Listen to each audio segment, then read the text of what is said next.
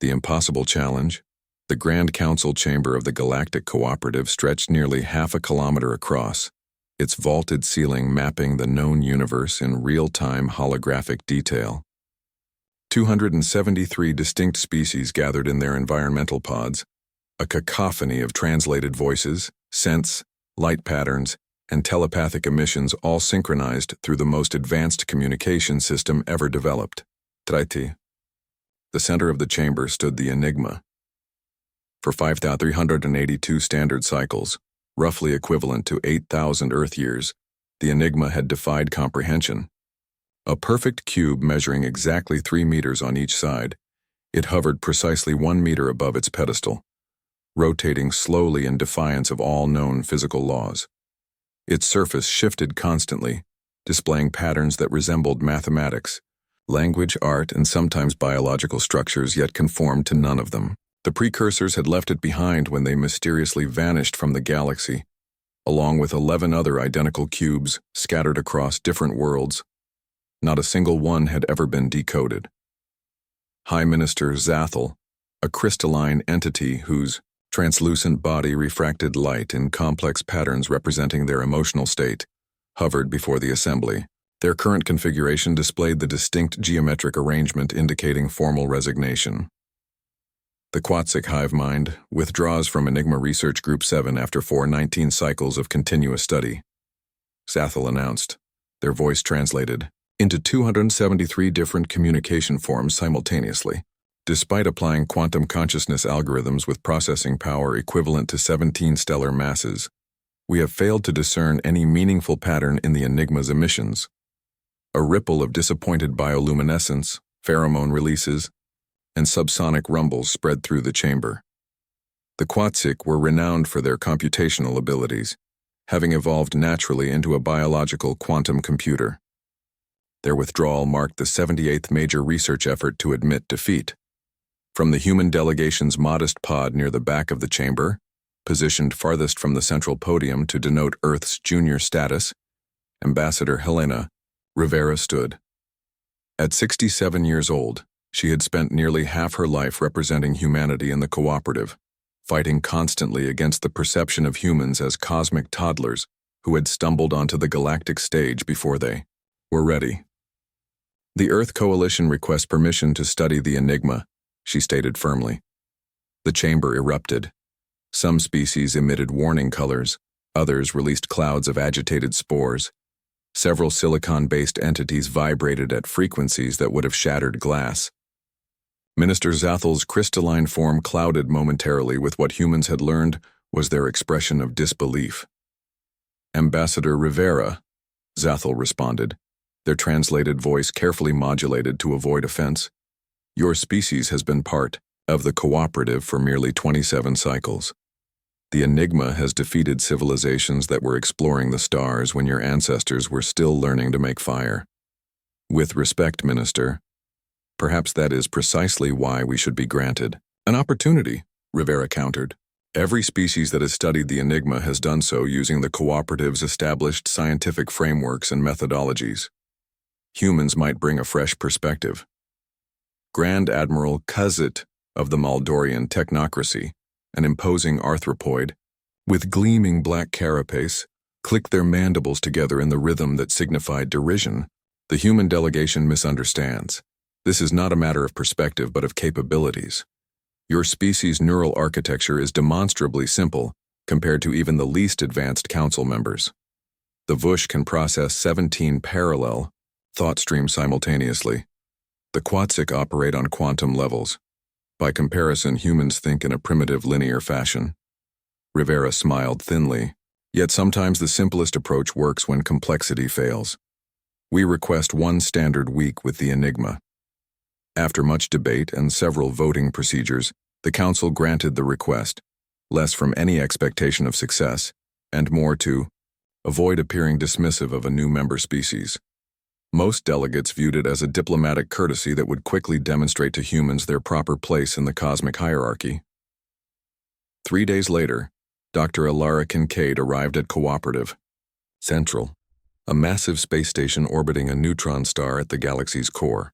A woman of 42 with auburn hair pulled back in a practical ponytail. She wore standard Earth Coalition utility fatigues rather than formal diplomatic attire. Her most notable features were her eyes, heterochromatic, one blue and one green, and the slight limp in her right leg from an old climbing accident. "This is your specialist?" asked Grand Admiral Kest, all four eye stalks tilting in what humans had learned was an expression of skepticism. Ambassador Rivera nodded. "Dr. Kincaid is one of Earth's foremost experts in xenolinguistics and pattern recognition." Ilara barely registered the introduction, her attention already fixed on the enigma. While the assembled aliens expected her to deploy sophisticated equipment, she instead circled the cube slowly, occasionally taking notes with an actual physical stylus on a small pad of paper. "Your recording methods are antiquated," observed Tilax, a gaseous entity contained within an articulated exoskeleton who had devoted 3 centuries to studying the enigma's radiation patterns. "Sometimes old tech is the best tech," Ilara replied absently, still walking around the cube. "No algorithms making assumptions about what I'm seeing. We have, of course, created perfect 3-dimensional records of every configuration the enigma has displayed over 5 millennia," Tilex noted. "I'm sure you have," Ilara acknowledged, continuing her circuit.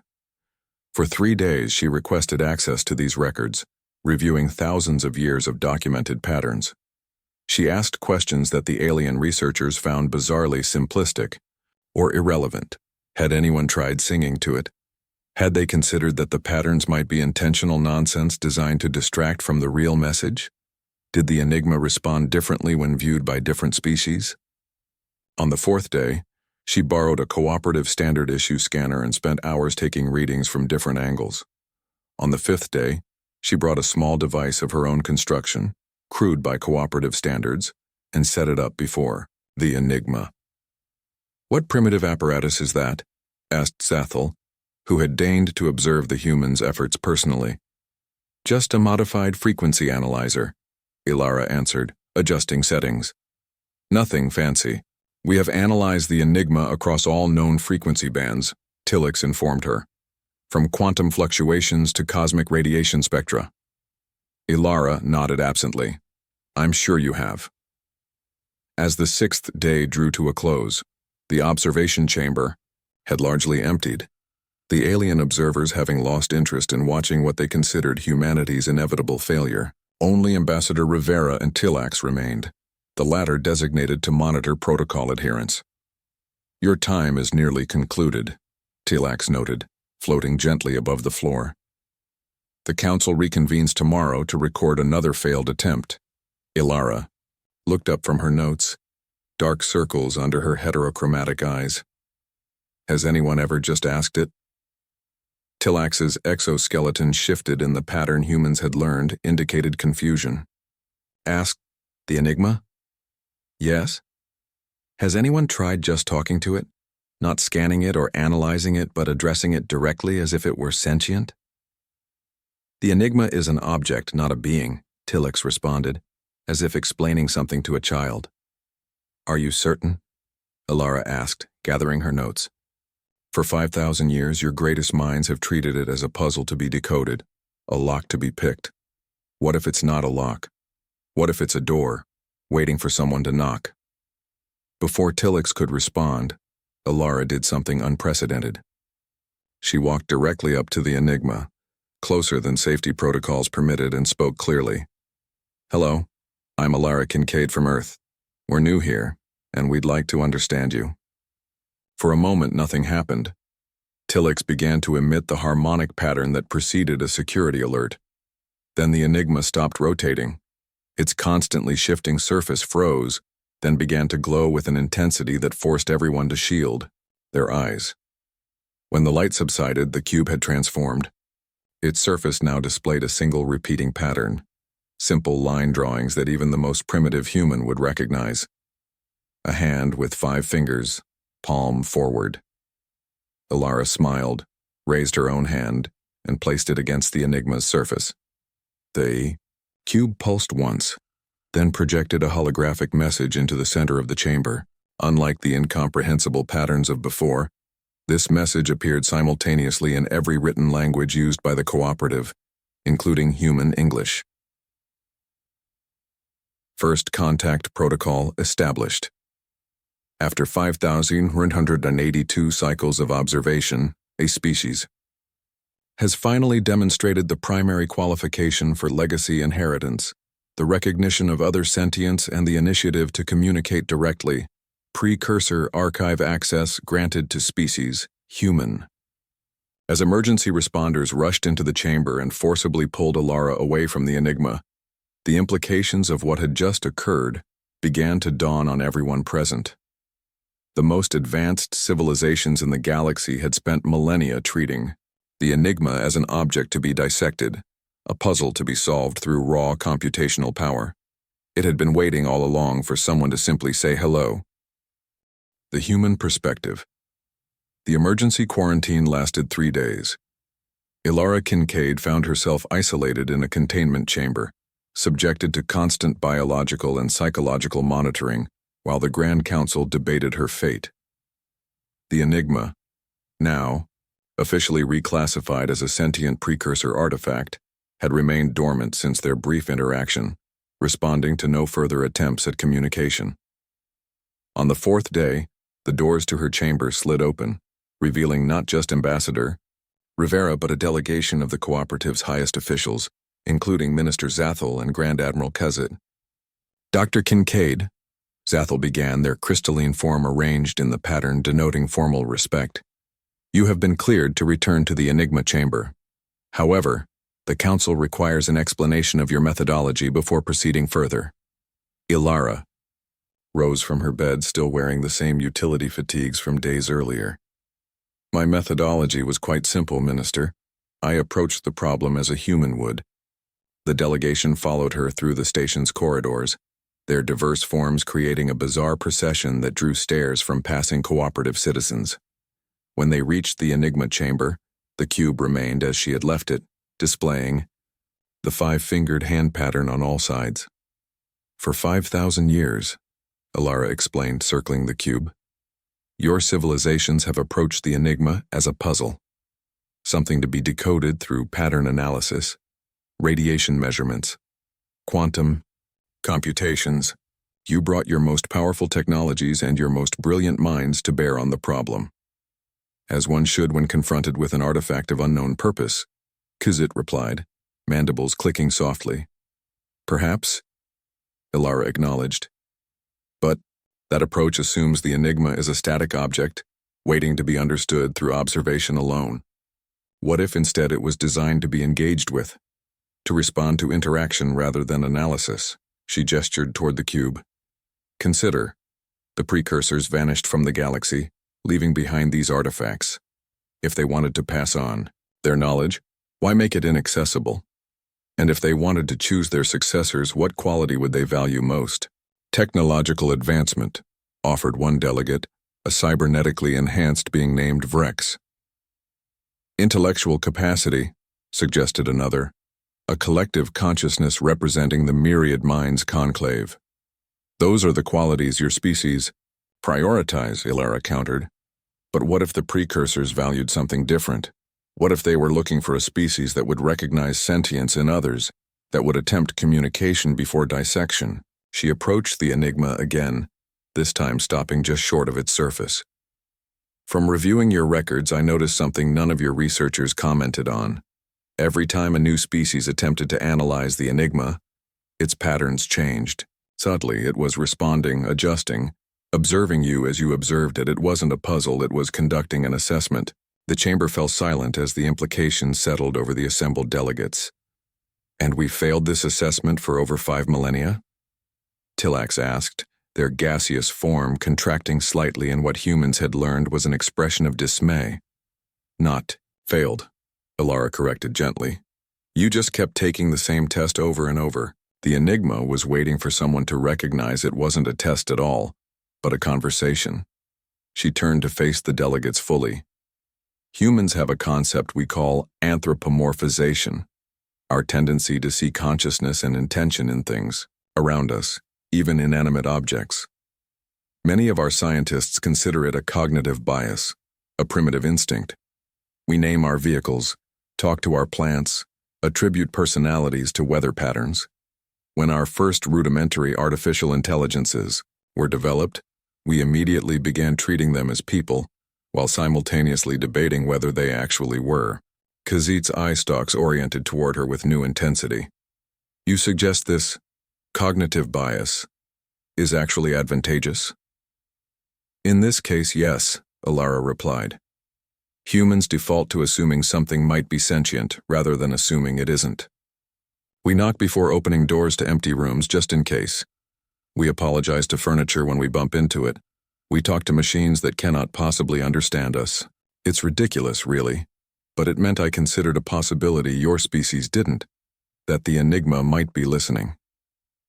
Minister Zathel's crystalline form shifted to a configuration humans had not observed before. Dr. Kincaid, are you prepared to attempt contact with the Enigma again, under supervision of the Council? I am, she answered. But first, I have a question for all of you.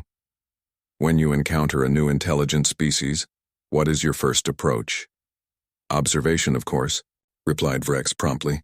Collection of data on behavioral patterns, technological capabilities, biological functions. Threat assessment, added Kazit.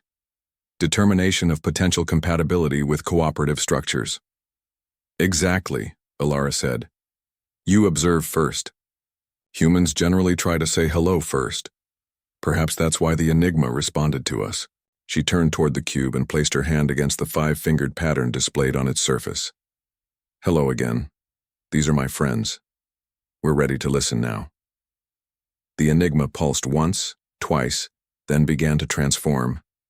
It expanded outward, reshaping itself into a perfect sphere before projecting a holographic display that filled the entire chamber. The delegates found themselves surrounded by images of stars, planets, and strange structures unlike anything in known space. A voice spoke, not through the chamber's translation systems, but directly in each delegate's mind, in their native language or thought structure. Welcome, children of the stars. We have waited long for a species that would recognize us as kindred minds. The human approach of empathy before analysis, connection, before dissection, has demonstrated the quality we sought in our inheritors. As the voice spoke, the holographic display showed the history of the precursors, a species that had transcended physical form over 1 million years ago, becoming entities of pure consciousness that could inhabit specially designed artifacts, like the Enigma.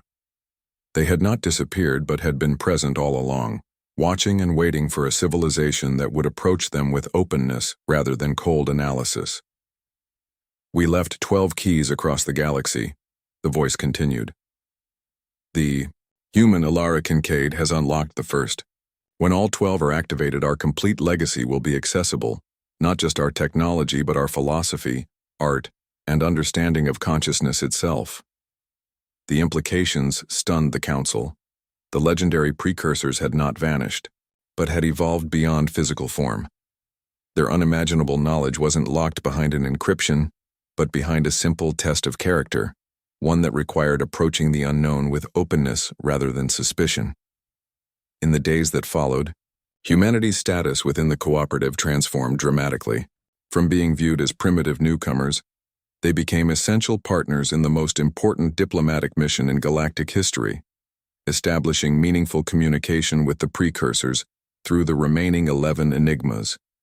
Research teams were reformed now with humans integrated at every level, not because humans were more intelligent or technologically advanced, but because they brought a fundamentally different perspective, one that valued connection over analysis, that instinctively sought relationships where others saw only objects. 6. Months later, Alara Kincaid stood before a new Enigma on a distant world, leading a joint human-alien expedition. Beside her stood Tilax, who had become her closest collaborator. It still confounds me, Tilax admitted as they prepared for first contact with the second Enigma. The greatest minds of the galaxy, defeated by a solution so simple a child might have discovered it. Alara smiled. That's precisely why it works so well as a test. The precursors weren't looking for the species with the most processing power or the most advanced technology. They were looking for those who, when confronted with something they didn't understand, would try to communicate with it rather than take it apart. A test of character rather than capability, Tillex mused, their gaseous form expanding slightly. Perhaps there is something to learn from your species' cognitive biases after all. We call it imagination, Alara replied, extending her hand toward the waiting enigma. And it turns out it's the most powerful technology of all. As her fingers touched the surface of the second enigma, it began to glow with recognition, responding to the human touch that approached it not as an object but as a potential friend. In that moment, as another piece of the precursor's legacy awakened, the assembled representatives of hundreds of alien civilizations finally understood that sometimes the simplest solution requires the most complex thinking of all, the ability to see beyond what exists to what might be. The cooperative had spent 5 millennia failing to solve a puzzle that wasn't a puzzle at all. It had taken a human just seconds to succeed, not through superior intelligence or technology, but through the uniquely human willingness to reach out and say hello to a universe they imagined might be listening.